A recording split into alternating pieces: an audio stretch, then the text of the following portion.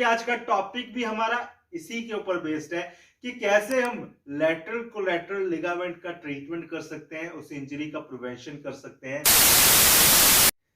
नमस्कार, मैं डॉक्टर हरप्रीत सिंह आप सबका स्वागत करता हूं डॉक्टर एचपीएस ब्लॉग के अंदर। जब भी हम लैटरल कोलैटरल लिगामेंट की बात करते हैं, वो कहीं ना कहीं हमारे साइड में, नी के साइड में, बाहर वाली साइड को इंडिकेट करता है कि यहाँ पर एक ऐसा लिगामेंट है जो हमारे नी को स्टेबिलिटी प्रोवाइड करता है। स्टेबिलिटी नी को बाहर की तरफ जाने से रोकता है, नी को थोड़ा सा पोस्टीरियर और लेटरल जो मूवमेंट होती है इसको प्रिवेंट करके रखता है। जैसे कि मैंने पिछली वीडियोस के अंदर बताया था कि जो एमसीएल लिगामेंट है उसकी इंजरी अकेले नहीं होती है।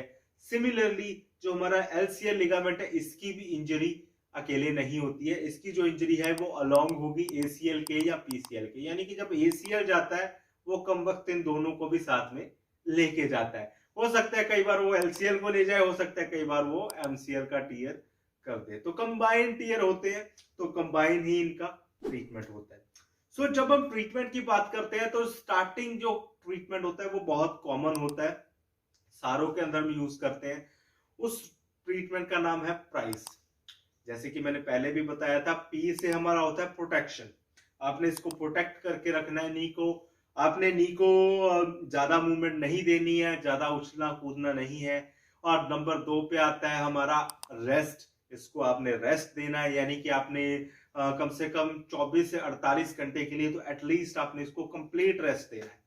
इसके बाद आता है हमारा आइसिंग। साथ में अगर आप आइसिंग अप्लाई करोगे 4 to 5 मिनट्स के लिए, लगभग दिन के अंदर 4 से 5 बार अगर आप आइसिंग अप्लाई करते हो तो आपकी जो सोजिश है, आपकी जो स्वेलिंग है वो चली जाती है और आपका जो नी है वो थोड़ा पेन कम करेगा।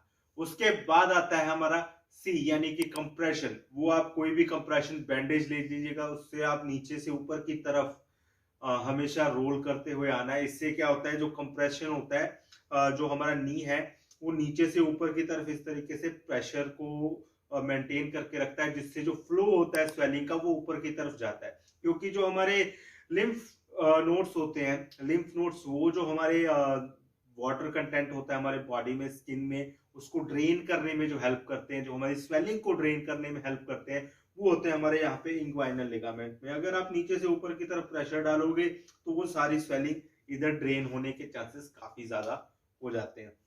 लास्ट आता है हमारा एलिवेशन। 24 से 48 घंटे मिनिमम आपने इसको एलिवेट करके रखना है। नी के नीचे 2 पिलो रख के नी को ऊपर करके रखना है।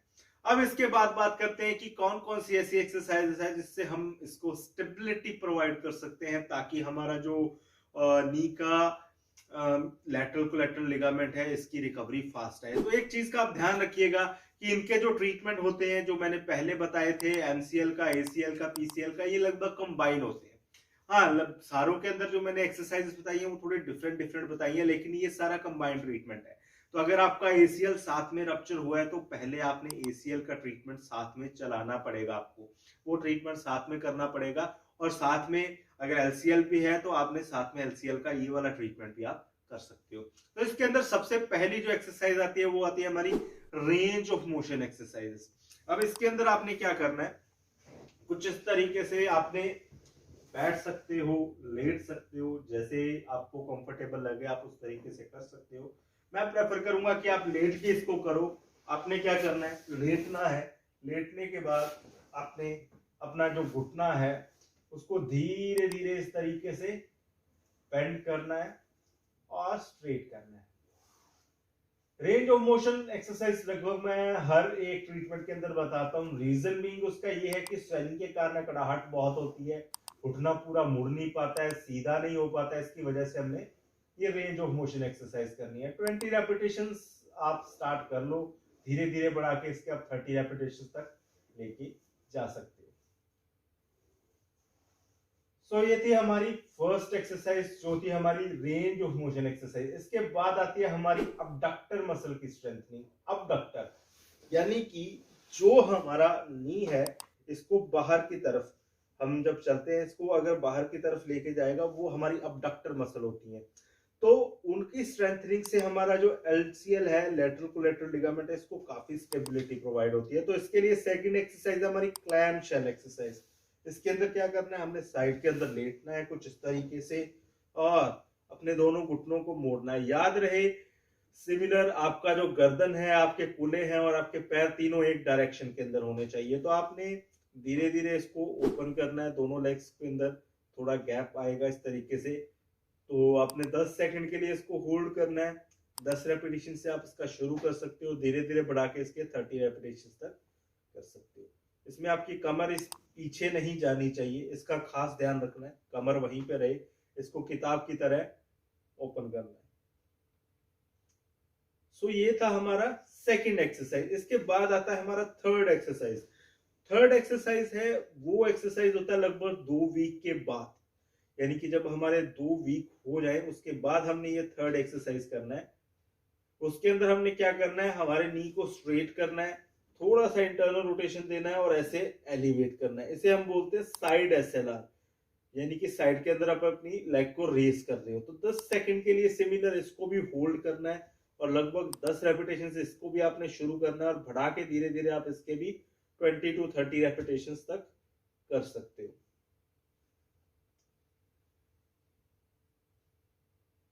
सो ये थी हमारी थर्ड एक्सरसाइज। अब बात करते हैं हमारी फोर्थ एक्सरसाइज। नी के बाहर वाले हिस्से को तो हमने स्ट्रेंथ कर दिया है, अब बारी है इसके अंदर वाले हिस्से को स्ट्रेंथ करने की। तो इसके लिए आपने क्या करना है, सिमिलरली अपना एक घुटना इस तरीके से आप बेंड रखोगे। उसके बाद आपने क्या करना है, अंदर वाले घुटने को रेज करना है ऊपर की तरफ। तो 10 सेकंड के लिए इसको भी आप होल्ड करने वाले हो और इसके भी आप शुरू में 10 रेपिटेशंस करोगे, धीरे धीरे बढ़ा के आप इसके भी 20 to 30 रेपिटेशंस तक कर सकते हो। बहुत अच्छी एक्सरसाइज है हमारी अडक्टर मसल के लिए, स्पेशली लॉन्ग अडक्टर्स के लिए। रिलैक्स। अब इसके बाद आता है हमारा नेक्स्ट एक्सरसाइज, फिफ्थ एक्सरसाइज, जो होने वाला है हमारा पोस्टीरियर साइड की स्ट्रेंथनिंग। जैसे कि मैंने शुरू के अंदर आपको बताया था एक चीज कि हमारा जो नी है, नी के अंदर ये लैटरल के साथ साथ थोड़ी पोस्टीरियर मूवमेंट, थोड़ी पोस्टीरियर रोटेशन को भी प्रोटेक्ट करता है। तो हमने इसका जो पीछे वाला हिस्सा है इसको स्ट्रेंथ करने की भी जरूरत हमें होती है। तो इसके लिए आपने क्या करना है, उल्टा लेटना है कुछ इस तरीके से। उसके बाद आपने अपने एक नी को बेंड करना है धीरे धीरे कुछ इस तरीके से। पंजा याद रखें अपनी तरफ हो, धीरे धीरे इस तरीके से आपको इसको बेंड करना है। ये विदाउट होल्ड है, इसके अंदर कोई होल्ड नहीं करना है आपने, बस बेंड करना है, धीरे धीरे इसको वापस लेके जाना है। बहुत स्लो और स्मूथ मूवमेंट होनी चाहिए ये। लगभग इसके आप 10 रेपिटेशन से शुरू करोगे, धीरे धीरे बढ़ा करके आप इसके 30 रेपिटेशन तक कर सकते हो। सो स्लोली बेंड करना है आपने इसको और स्लोली एक्सटेंड करना है।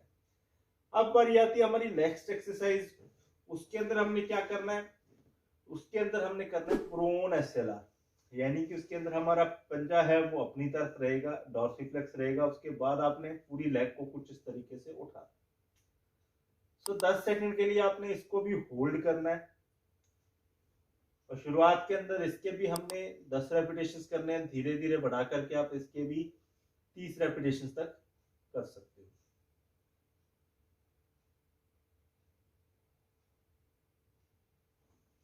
तो ये थी हमारी प्रोन एसएलआर एक्सरसाइज। इसके बाद देखो हमने सबसे पहले किसको स्ट्रेंथ किया था, हमारे बाहर वाले हिस्से को, जो हमारा लैटरल कोलैटरल लिगामेंट, इसको स्ट्रेंथ किया था। उसके बाद हमने इसको अंदर वाले हिस्से को स्ट्रेंथ कर लिया।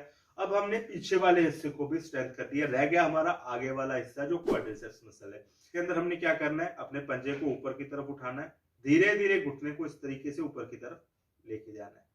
तो 10 सेकंड के लिए आप शुरुआत के अंदर होल्ड करोगे और 10 रेपिटेशन से आपने इसको शुरू करना है, धीरे धीरे बढ़ा करके आप आराम से इसके 30 रेपिटेशन तक कर सकते हो। अगर आपको थोड़ा कंफर्टेबल लग रहा है इसके अंदर तो आप थोड़ा वेट भी इसके अंदर ऐड कर सकते हो, 2 किलो 3 किलो आप अपनी कन्वीनियंट के हिसाब से वेट डाल लीजिएगा। काफी अच्छी आपके क्वाड्रिसेप्स मसल की स्ट्रेंथनिंग हो जाती है और आपके जो लिगामेंट है उसको काफी अच्छी स्टेबिलिटी मिल जाती है। तो ये थी हमारी क्वाड्रिसेप्स की एक्सरसाइज। इसके बाद हमने कुछ बैलेंस ट्रेनिंग एक्सरसाइजेस करनी है जिसके अंदर हमारे नी की स्टेबिलिटी को हम बढ़ाएंगे बैलेंस एक्सरसाइज के द्वारा, और कुछ हमारी वेट बेरिंग एक्सरसाइजेस होने वाली हैं। ये एक्सरसाइज सारे की सारी मैंने हमारी पिछली वीडियो है जो हमारी मीडियल कोलेटरल लिगामेंट के ऊपर है, उसके अंदर मैंने सारी बताई हुई है, जाके आप उसको जरूर देखिएगा। और उस वीडियो का जो लिंक है वो मैं नीचे डिस्क्रिप्शन के अंदर दे दूंगा और साथ में उसका लिंक ऊपर आपको आई बटन के ऊपर मिल जाएगा, जाके जरूर देखिएगा। तो आज की वीडियो के लिए सिर्फ इतना ही। आई होप सो आपको ये वीडियो पसंद आया होगा। अगर आपको ये वीडियो पसंद आता है तो इसको अपने दोस्तों के साथ जरूर शेयर करिएगा, वीडियो को लाइक करिएगा, चैनल पे आए तो इसको जरूर सब्सक्राइब करिएगा। सो आज के लिए इतना ही। नमस्कार, मिलते हैं अगली बार।